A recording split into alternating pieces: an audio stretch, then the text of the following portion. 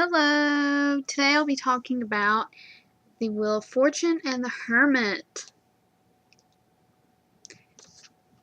Two of my favorite cards.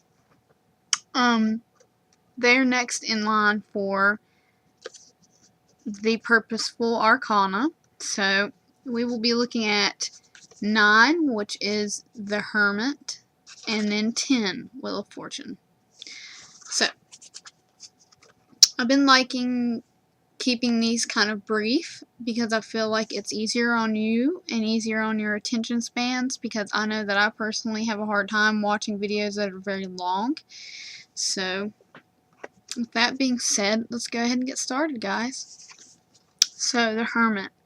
The Hermit's one of my absolute favorite cards ever.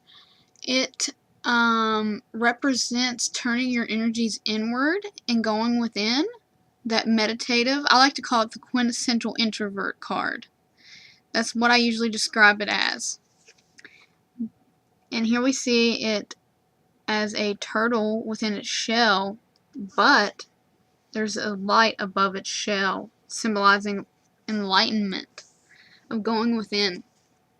Now, why this card is so important is because you learn to turn those energies that you otherwise might be wasting elsewhere and putting them in towards yourself. And it's such an important card to pull because it reminds you to do that, to be meditative, to be thoughtful, to be conscious of what you are going through. And then you will get this enlightenment that we see. Because there's nothing more enlightening than reflection. Now, why can this card be bad? Well, sometimes you can be so withdrawn and turned in on yourself that you are forgetting the world. You're forgetting that there's a whole vast world out there and that your reflection is not being put to use because you're so withdrawn. And that's why this card is so important on both aspects, because it reminds us that we need to be kept in check and in balance with our sense of reflection. Otherwise, we will quickly become imbalanced and become way too withdrawn. And that's no good either. You don't want to do that, because then you are going to lose the benefits of your reflection if you're not putting it to use. You understand? So that's why it's important when we look at the Hermit to understand that there has to be this balance in order to achieve this light. I'm always bad at like the reflection of the camera, but this light we see here, you want to achieve that, and that's why this card's so important. Is because, like I said, it reminds us that ultimately we have to be aware and in a sense of reflection in order to really gain that important introspection and enlightenment. But you can go too deep and too far, and in doing so lose sight of yourself as well. So that is why the Hermit's so important. Now this card is a little more interesting in the aspect that it reminds us of the cyclical ways of life, and that karma and fate play a role in what we're going through. Wheel of Fortune. It reminds us that ultimately you're going through something cyclical. And when this card's pulled, it's so important because I think that sense of awareness needs to be brought back to people so often, because we so easily forget that what we're going through is cyclical. That there has to be positive times and there has to be negative times. Now, why this card can be bad is because you can get lost in that sense of feeling like you have no purpose. You have no sense of control. And that's not what this card's here to remind you of.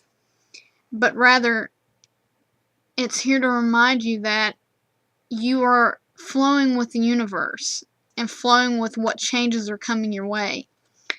But like I said, it can also be bad because it reminds us that sometimes some people allow themselves to have no sense of control, and in doing so, they are at the whim of the universe in a different negative way. You have to remember that you do have a sense of control when it comes to the universe, and that's your perspective. Your perspective is key in reminding you that you can't change your circumstances per se, but you can change your perspective. And that's why I like this owl up here, because this owl is looking down upon this nest of strings and things, and knowing that it has a purpose still yet, despite that all this is going on. This little owl right here. And that's how you should feel when this card's pulled. It